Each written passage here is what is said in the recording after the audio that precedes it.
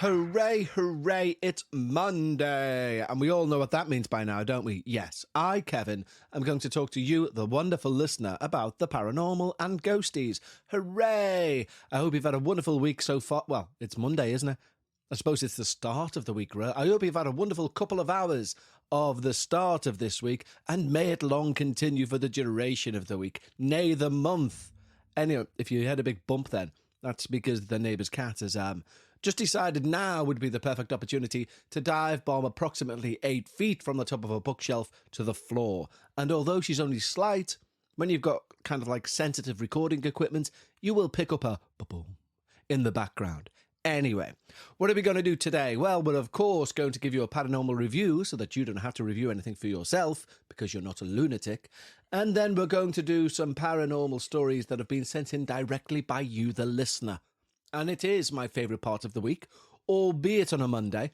Maybe I'm doing myself a disservice there. I mean, maybe because I say at the start of every Monday, this is my favourite part of the week, I'm subconsciously telling myself the rest of your week's going to be shit. Maybe, who knows? Anyway, we're going to do that too. And then hopefully we're going to have a Bekah's Reddit Corner because she, as our Patreons learned only yesterday, has arrived back on terra firma. She is no longer abroad. She's back in the UK. She's back in the house and she's back telling us stories from that weird part of the internet known as Reddit. Reddit, really, if you want to pronounce it correctly. I couldn't even pronounce correctly. The irony.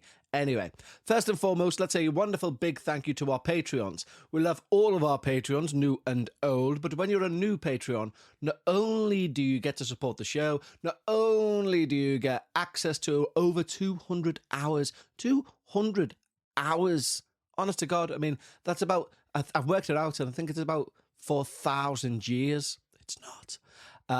But of content, we release 2 shows every week. One where I ramble, as you can clearly tell I like to do, and another where obviously we try and talk about the paranormal, myself and Bekah. Yesterday's was much more of a celebration of Bekah returning, with a bit of paranormal thrown in. You get all that, but you also get me singing your name as a thank you. The guitar is well and truly out, and for those of you with a musical ear, you'll notice it's capoed on the 5th, and I don't know why I've done that. I mean, I must have done it previously for some finger-picky exercise, maybe. Anyway, it'll stay there because I won't be bothered to move it. Now, we're going to do a little bit of a bluesy number. Now, sometimes at the start of a month, what Patreon does is it kicks people out. How dare it? But those people sign back up, so therefore they do get the privilege of their names being sung out once again. So we're going to say a big thank you to Wendy, to Raina Kirshner, and to Rin Lemieux. And this song is for you. Oh, Wendy, Raina Kirshner, Rin Lemieux, you've signed up to the Patreon, but you did not have to re-sign up. But now you're gonna get all those extra shows too. Oh, Wendy, Raina Kirshner, Rin Lemieux, you've signed up to the Patreon, though you did not have to, but I'm glad you did, and you're getting all the extra shows and keeping the lights on too. Ooh, thank you. I never got the thank you part in during the song, so I thought I'd throw it in at the end. And yeah, it turns out you can't play blues realistically well on a 5th capo, because you're going to end up getting a chord like this. And nobody likes that chord, except for maybe the devil himself. Anyway, thank you guys. If you'd like to get access to all of those extra hours and hours of bounty, if you will, to binge, head over to patreon.com/we need to talk about ghosts. If you put in we need to talk about goats, you're going to be deeply disappointed, unless you, of course, want to talk about those 4-legged sheep-like animals with horns, and who are all, I have it on good authority, possessed by the devil. So maybe it is of interest, I don't know. But go over to patreon.com/we need to talk about ghosts. Anyway, shall we have a paranormal review? I think we shall. Hey, what was that? Hey, it's you. Hey, let's have a drink. Hey, they're on me. Hey, bartender. I don't know why I turned into that sort of person. Anyway, it's time for a paranormal review where I review something paranormal so you don't have to review it for yourself.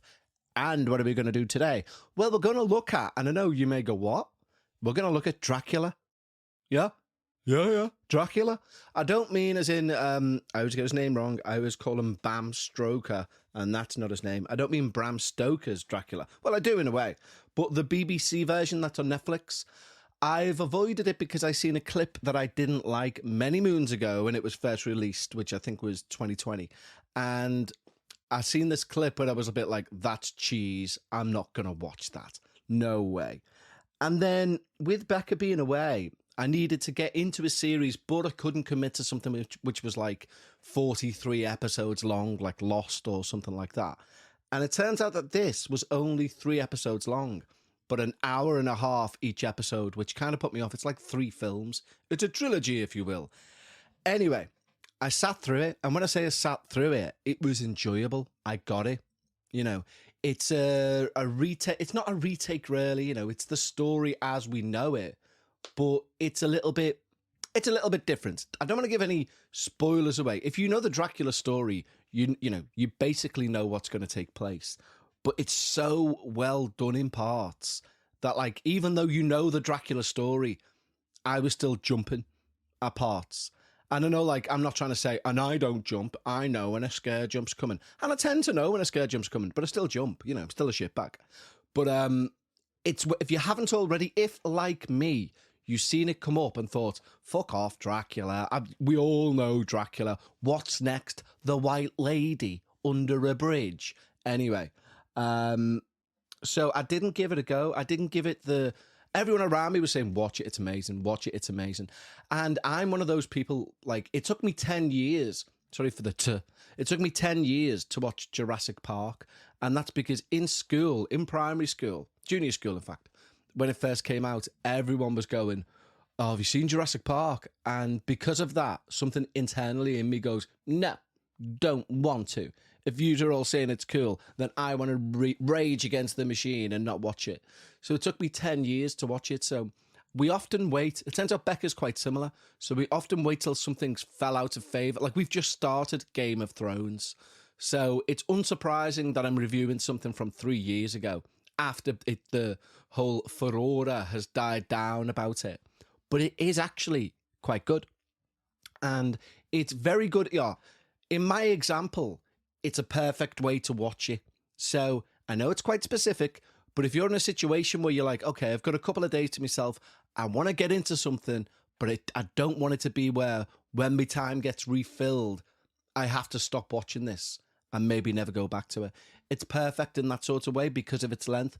3 1.5 hour episodes. So, you know, put your feet up of an afternoon, watch an episode. I mean, I'm not dictating when you watch this. I'm just giving suggestions, you know. But yeah, it's everything you'd expect. There are cheesy bits in it. There are bits where it's kind of aware of itself, which I was against. I don't think, to a point, I don't think a true terrifying story. Well, I know it's not true, you know. I know it's based on historical fact, allegedly. Vlad the Impaler, la la la. Is it based on the fact there was a blood-sucking vampire? No, because there probably wasn't. Interesting use of the word probably there, you know, because Kev believes all. Anyway, my point being is that a really good horror story shouldn't be aware of itself at any point, I don't think. I don't think it's cool. I don't think it's, you know, that part of it. And it's only happened once or twice. But, you know, for me, it's like if you're watching, I don't know, what's horrific? It's like if you're watching The Exorcist and Reagan looks at the camera, winks and goes, I'm going to spew green stuff all over the priest now. Watch this. You'd be like, why'd you do that? So there's a couple of elements of that within it. But other than that, it was a bloody decent watch, to be fair. So my review for the BBC's version of Dracula, which is on Netflix, is 2 thumbs up. Are they to the sky? No. Can you do a lot worse? Yes. So if you've got the time, I know it's a very specific set of circumstances that you need to find yourself in, which also contain a lot of S's within that sentence. But if you do have that time, 2 thumbs up. Give it a watch. You can do much worse. Yes, it's normally my favourite time of the week, and it still is my favourite time of the week, but it's a bit different this week. So normally we do a listener story that's been sent in. Now, the difference here is one of our listeners has sent me a book. Now, the book they've sent, knowing that I like to talk about Wales, and me and Bekah go caravanning in Wales, and we love Welsh folklore and stuff, they've managed to find a book called Exploring Supernatural Wales by Alvin Nicholas, and they've sent it to me. And I'm going to read out some stories that they've earmarked in the book to say, this one I think you love, etc., etc. And I've never heard of them before, but I am aware of the locations, and they're amazing. And just chilling in general. So, the first story we're going to hear today, and by the way, big shout out to Jenny from the States for sending this all the way.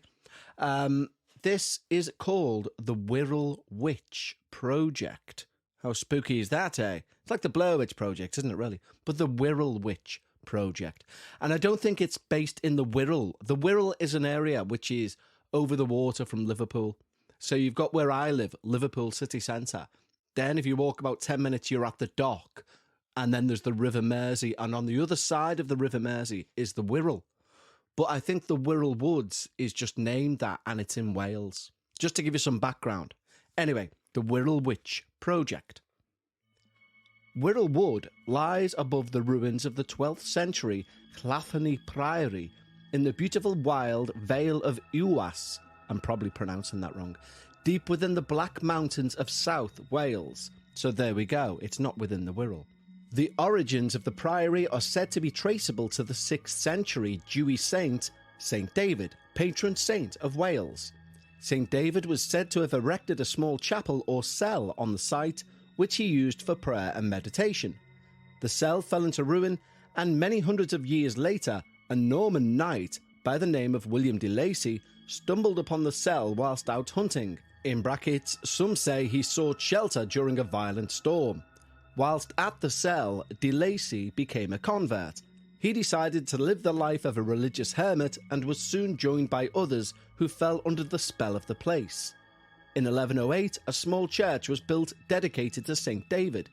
Thus were the humble beginnings of the once great priory. So remote was Llanthony that its isolation made it extremely vulnerable to attack. The location is a testament to the commitment of the people who worship there. Today, the isolated ruins attract visitors wanting to experience the wild and beautiful scenery and perhaps experience the spiritual atmosphere that has deeply affected so many throughout the ages. Well, that's all well and lovely, but let's get to the scary shit. It would seem that the attachment to this area persists beyond the grave in some cases. Ghostly monks haunt the ruins, and the mountain above the priory has its fair share of spooks and spectres. A man travelling from Llanthony to Longtown crossed the mountain and became lost in fog. A figure, wearing a large broad-brimmed hat and cloak, put him back on the path. The ghost did not speak, but simply led the man to safety and then disappeared. When visiting friends in Llanthony at a later date, the man described his ghostly encounter and was told it was a man who'd been dead 2 years. Apparently the dead man knew the mountain well. A local witch was supposed to have the power of turning into a crow and frequented the area. The old woman was a fortune teller and always wore a black shawl. She gained a reputation as someone who would supernaturally punish those that crossed her.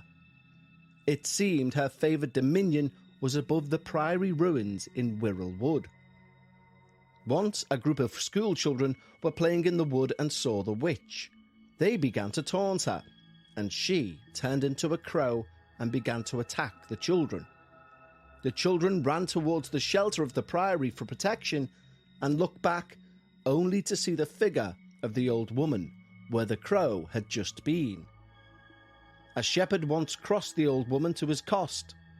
One day he came upon the old woman in his path whilst driving his sheep down a nearby mountain. The shepherd chastised her for being in his way, to which she responded with a very cold stare, but no words. From then on, every time he drove his flock through the wood, he and his sheep were harassed by a huge crow, until they crossed a stream to the north of the wood, a boundary which evil cannot cross. One moonlit night, the rector of Llafni saw the old witch standing in his churchyard, surrounded by a group of figures. Moonlight shone straight through the bodies of these people, and he saw that she was conversing with the dead. In response to this, he crossed himself, put a lit candle in the window, and tied a red ribbon around his baby daughter's cradle as protection from evil. The bogs of the Black Mountains were well-known haunts of will-o'-the-wisps, and like the ridges of Coity Mountain in Blanevon, they have their own hag as well as demonic crows. Sometimes the crows of the mountains were known to put out travellers' lights, causing them to lose their way. Therefore, they were assumed to be in league with the devil. It would seem that the witch, or the will-o'-the-wisps, and the hags and the crows was somehow related, as their main purpose was to confuse, frustrate, and endanger the lives of travellers. One Robert Williams of Langattock, or Crickhowell, a substantial man of undoubted veracity, told the following tale. As he was travelling one night over part of Black Mountain, he saw the old woman, and at the same time found he'd lost his way. Not knowing her to be a spectre, he shouted for her to help, but receiving no answer thought she was deaf. He then hastened his steps, thinking he could overtake her, but the faster he ran, the further he found himself behind her. As he struggled to keep up, he found himself stumbling into a marsh, at which discovery his vexation increased, and then he heard the old woman laughing at him with a weird, uncanny, crackling old laugh. This set him to thinking she might be a gwill, and when he happened to draw out his knife for some purpose, the old woman vanished. Then he was sure of it, for Welsh ghosts and fairies are afraid of a knife. If you ever undertake the suggested walk through Wirral Wood, remember this: you will be surrounded on all sides, above and below, by all manner of wild and dangerous things. Now that's a fantastic, terrifying, old-fashioned story, and I love it. It's stories like that that got me interested in the paranormal. And if you're interested, a gwill means a night stalker or something similar, a night terror. So basically something fucking petrifying that you'll need to pull a knife on. But it turns out Welsh spirits are afraid of knives. And yet we're trying to stop people from carrying them in this country. I suppose, imagine that as an excuse. The police pull me over. Why are you carrying a blade, mate? Well, funny story about Wirral Wood, officer. Have you ever heard the story of the gwill of Wirral Wood? He'd be like, get in the back of the van, you lunatic. Anyway, what a fascinating tale. And interestingly in this book as well, which leads me to think bigger things, which I won't go into, but we're looking to expand the show in some way, make it a bit visual maybe, do videos. What's fascinating about this book is that it gives you the route to walk. It tells you the GPS coordinates, and there's like 25 walks where you can encounter these things. Now, am I too much of a shitbag to encounter these things? Yes, 100%. But with Bekah, will that kind of balance it out? Probably. But will she have to do all the driving? Definitely. So I don't know. We'll have to see how that one plays out. Now, this final one of the book I love, because again, it's one of those stories that as a child would have made me go, fucking hell, I love ghosts and the spooky stuff. Listen to this. The way it's written's beautiful. It's kind of like, it's not ye olde English at all, because I think this book is like relatively recent. It's 2000s, but it's just done very well. Anyway, this is Witches' Lakes of the Beacons. Listen to this. At 2,907 feet, Pen y Fan is the highest mountain in the Brecon Beacons and is the highest point in the British Isles south of Cadir Idris. Together with Corn Du, this mountain forms one of the most prominent and spectacular sights in South Wales. Below the steep sides of Pen y Fan and Corn Du is a small circular lake called Llyn Chwym Clwch. Hope I got that right. A lake that is reputed to mark the location of a gateway to the underworld. In the Welsh fairy book, W. Jenkins Thompson's explain that at the foot of Pen y Fan, the principal peak of the Brecon Beacons, is a lake called Llyn Chwym Click. I hope I do get that right. Overhung by frowning precipices. The home of croaking ravens, the only birds which will venture near the dark waters of the mere. In very ancient times, there was allegedly a door in a rock which opened once a year on May Day and disclosed a passage leading to a small island in the centre of the lake. The lake was once the lair of an immortal druid witch of terrible power. She is said to have required 900 lives in order to become mortal. She preyed on the weak-willed, luring them to their death in the dark mountain waters. Perhaps she still does. The western areas of the national park are less visited than the central beacons, and it is beneath an area of the Black Mountain known as Banu Sergar that one finds two mysterious lakes, Llanni Fanfair and Llyn Fanfach, the big and little fans. Llanni Fanfair was once considered sacred. Votive offerings from the late Bronze Age and early Iron Age were found here during the early 1900s. Both of these lakes lie in dramatic mountain amphitheatres, but it is Llan Fanfach that is attributed with the most enduring folklore. Llanni Fanfach is the lake that gave birth to the Arthurian legend of the Lady in the Lake. In the 12th century, a local farmer is said to have married one of 3 women who emerged from the water. Their offspring became the famous healers, the physicians of Midfai. Up until the 19th century, huge crowds of people would visit the lake on the first Sunday of August to see the emergence of the water nymph, whose presence was heralded by a commotion in the water. An astonishing number of stories relate to the lake entity. Once, a man decided to find the lake nymph. He drained the water in the lake by cutting into the bank, but he encountered a huge hairy monster of hideous aspect. Wirt Sykes described these entities as the Gragid Anwen, or the wives of the underworld. Presumably the lake entity still appears on the first Sunday of August. Dare you make her acquaintance? Don't challenge me, sir. I think I know where I'll be on the first Sunday of August. I, sir, will have packed a bag and will be recovering from my trip to Glastonbury. And in no way will be I attempting to raise some spirit demon from a lake. I apologise in advance. Anyway, thank you so much, Jenny, for sending such a wonderful book. If you want to check it out, it's called Exploring Supernatural Wales. I imagine it's on Amazon. Everything is. But yeah, Exploring Supernatural Wales. The interesting thing is, especially if you're in the UK, it's got maps to where you can find these things, which I think is fascinating. So go check it out and give it a go. Anywho, I think it's time, for the first time in a long time, that we take collectively a visit to the dark, dingy, it's none of those things, area where Bekah will regale us with a story from Reddit for the first time in months, weeks, and we'll see what she's got to say for herself as well. Hopefully she'll apologise for her absence. She won't, and if she heard me saying that, she'd batter me. Anyway, it's time for Bekah's Reddit Corner.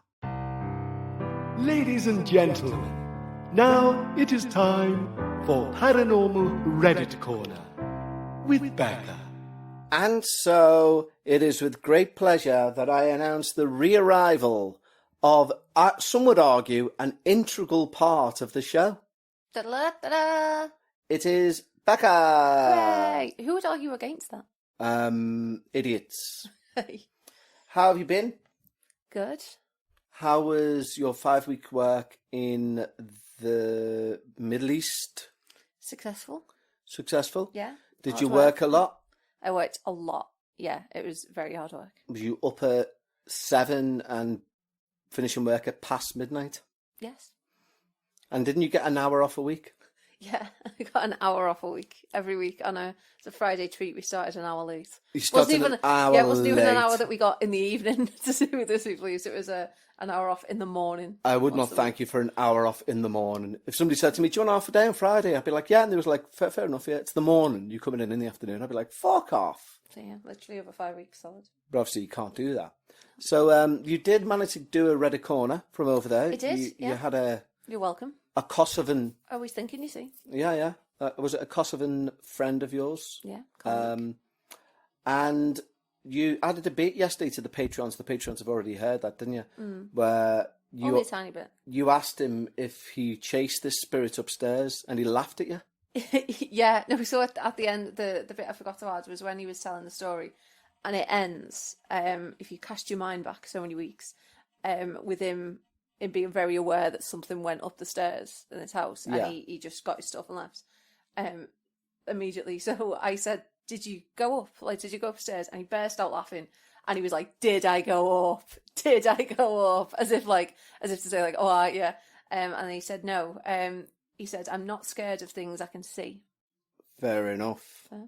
Yeah, which would imply he's like of a supernatural-minded type of cat. Indeed. Anyway, we are here. We're very glad you're back. You've been missed. People have been checking in on me and stuff and asking how you're doing. It's very nice. And on the Patreon page yesterday, we had about 4 comments just saying, Bekah, Bekah! So clearly you start your own little fan club there. Excellent. But this is the story that we're going to be doing today from Reddit. Reddit Corner, excellent. So if you want to give your long-awaited intro. Shall. Welcome to Reddit Corner with Bekah. It's been a while. The title of this story is I Think I've Been Possessed or Haunted. No! Let's begin. Let's begin.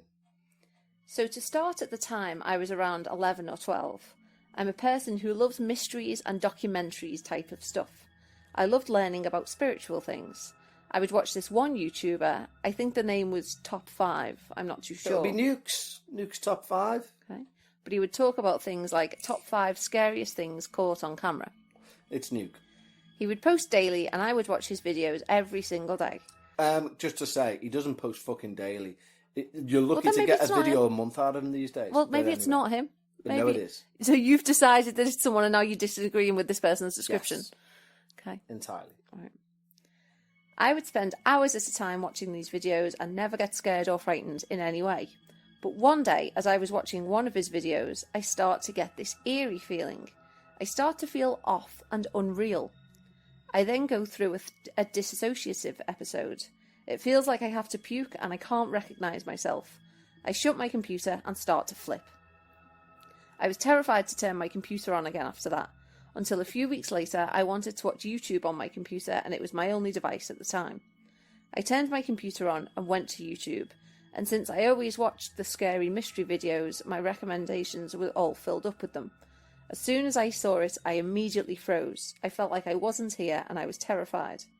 I got a sense of déjà vu and pure terror and panic. I felt every emotion in my body and was uncomfortable. Once I snapped back, I shut my computer and was overwhelmed. I went to my mum crying and told her I was afraid. I was shaking and couldn't breathe straight. I was extremely paranoid after that. Something that day changed me. Now, years later, I still can't pull myself to watch those type of videos. Some of the fear has worn off, but I'm still worried that what happened will happen again. I still don't know why I reacted the way I did, and if anyone knows anything, please comment. Interesting. Now, there's been a few people who got in touch about regarding the dark paranormal who said they've had incidents happen whilst listening to the dark paranormal. So maybe there is something within media and you listening and watching media that scares you, that gets you into a frame of mind, which may make you more susceptible to these sorts of things. Right, sorry, this was the most misleading title. I think I've been possessed or haunted. No, you haven't. You scared yourself. You were 11 years old. You watched too many scary videos and got scared. There's no possession or haunting going on. You just scared yourself too much. That's... I don't understand. There's no mystery here. Can you scare This yourself into a dissociative state where you don't recognise yourself and you're vomiting? Yeah, they've just... I've never been that scared. I've never been that scared where I've looked in the mirror and went, who the fucking hell are you? They've gone back to YouTube and then seen it and immediately froze and was terrified. Like, you just scared yourself. Yeah, Just a child who scared yourself with scary videos. Don't worry about it. Are there any comments that support your view? Or any comments? Someone says, watching scary videos like that can put you in a suggestive state of mind where you start seeing ghosts in every shadow. Sounds like you got in your own head a bit. It happens to the best of us. Fair enough. Yeah. Who was that by? Bekah West 103 or something? This other person says that channel might be Nuke's Top 5. It is. I too watch a lot of the stuff. but I guess I'm going to stop after reading this. Seems a bit harsh to Does, worry yeah. about it. Just don't Need to scare cost them a yourself too viewer. much. Someone says maybe it's a negative attachment, not possession. Definitely not possession. I don't understand why. Which can still be very Detrimental. well, yeah, detritus. They must mean Detritus? yeah, detritus to your well-being, body and spirit. I don't see how it's even an attachment, though. Someone else says, did you ever do more than just watch videos, or were you planning to dabble in some other paranormal stuff? Maybe a Ouija board or an attempt to communicate / investigate the other side? Like, no, there's nothing about that in the story. Yeah, It's but like, also- just they've watched it and got scared. Yeah. And I went to my mum crying and told her I was afraid. Like, that's all right. You got scared. Stop watching the videos. Yeah. And also, was you planning on doing something like that? Well, it doesn't matter if they was planning, if they didn't do it. Yeah. Like, I could be planning to do a Ouija board on Friday. It doesn't mean the demons are going to get me now. Yeah. Like, some of the fear has worn off, but I'm still worried that what happens will happen again. Well, it probably will, because you've scared yourself, so just stay away from the videos. Yeah, I You mean, find there's no mystery here. I will say, it is a bit mysterious that you could freak yourself out to the point of not recognising yourself. Maybe that's an underlying medical issue. You know, I mean, for them to mention dissociative state, that's a specific language. Yeah, but they're also 11. At the time.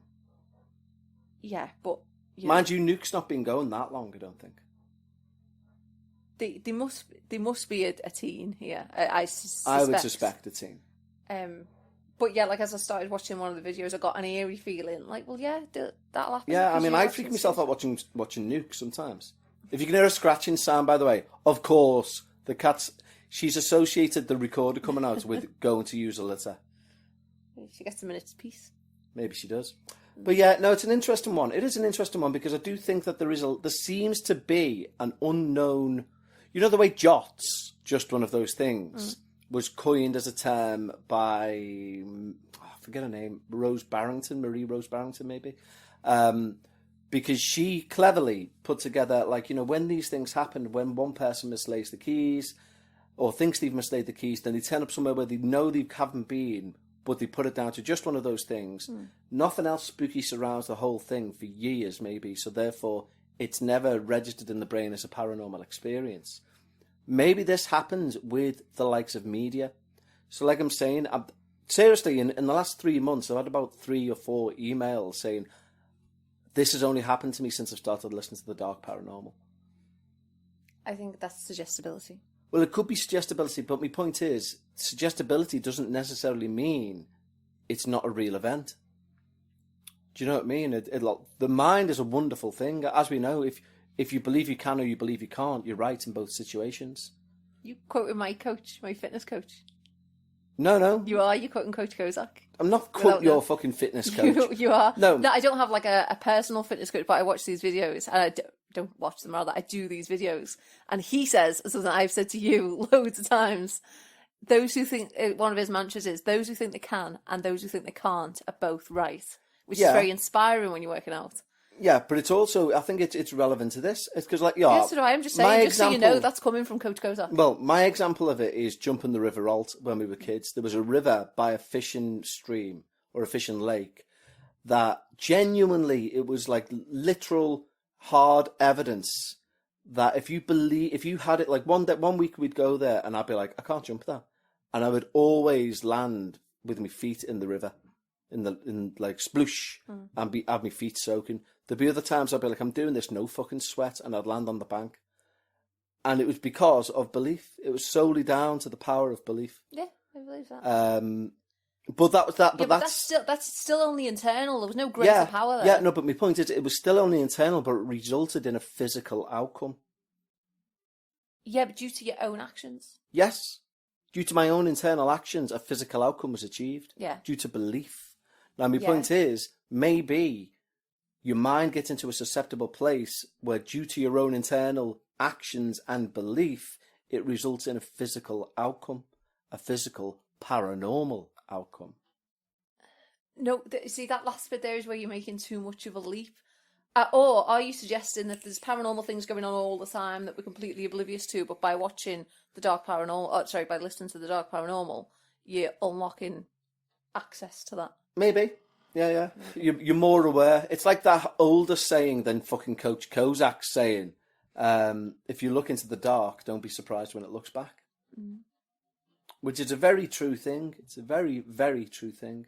Yeah, but I mean, there is, like, you start seeing things, when you're in something, you start seeing things related to that more frequently, don't you? Yeah. But there is a strange underlying current towards being alive that is yet to be tapped into. There's a guy, right? There's a thing called seriality, which a guy killed himself over. I can bear you when you got into seriality. It's insane. It was hard work. God, you were insufferable going on about this. But it was insane. It's absolutely insane. And he was saying like about patterns repeating and stuff like this, and he'd be like, it was the worst. No, he was like if you look out for it, it'll happen. Like, you know, you'll if you stood at a crossroads, for example, and you're waiting for cars to go past, you'll notice, you'll be like, okay, Ford, there's a Toyota, there's a Ford, there's a Toyota. Okay, so I can expect to see a series now of like Hyundai, and then 3 or 4 Hyundai will go past on the bounce. It happens in roulette. Right, no, I had such short shrift with this, because the example you always used to give was like about red cars, and you'd be like, oh, so if you see 3 red cars in a row, then the next one, it's either going to be another red one, or it's not. I'm like, there's no mystery here. Like, yeah, of course it is. It could be red. It could not be red. There's no, I don't know what you're on about. No, it's about balance. There's always a balance to things. It's like if you see grey, black, grey, black, grey, black, you know the next one's going to be red. Do you know, it's a higher percentage. Right, you don't know the next one's going to be red, but whatever it was, you'd be like, see, whether it was red, blue, grey or black, you'd always be like, see, that's seriality. Like, what are you talking about? It has to be something. But there's a guy who drove himself so mad regarding seriality, he topped himself because he figured he'd kind of because they reckon at the very basis of life, it's zeros and ones, it's all maths. And he reckoned he'd kind of twigged something about that, and it drove him so mad he couldn't cope. That's very sad. That is very sad. But we're not going to end today's Reddit Corner on a sad note. We're going to end it on a happy note, because we're currently viewing Eurovision tickets, aren't we? They go on sale tomorrow. Yeah, it's getting a bit tense. We haven't I don't know how we're going to get them. No. People have been saying to us, why don't you move out and rent your house? Because it's in Liverpool city centre. But apparently there are places in Liverpool on Airbnb that are charging thousands of pounds per night. Yeah. Like hotels. Apparently the Radisson, on the day before the announcement that Liverpool got Eurovision, was selling a room for £150 for the night. That night when Liverpool were announced as the winners, the cost of that room went up to £1,200 for the night. Well, yeah, I mean, hotels do that, don't they? It's a thing.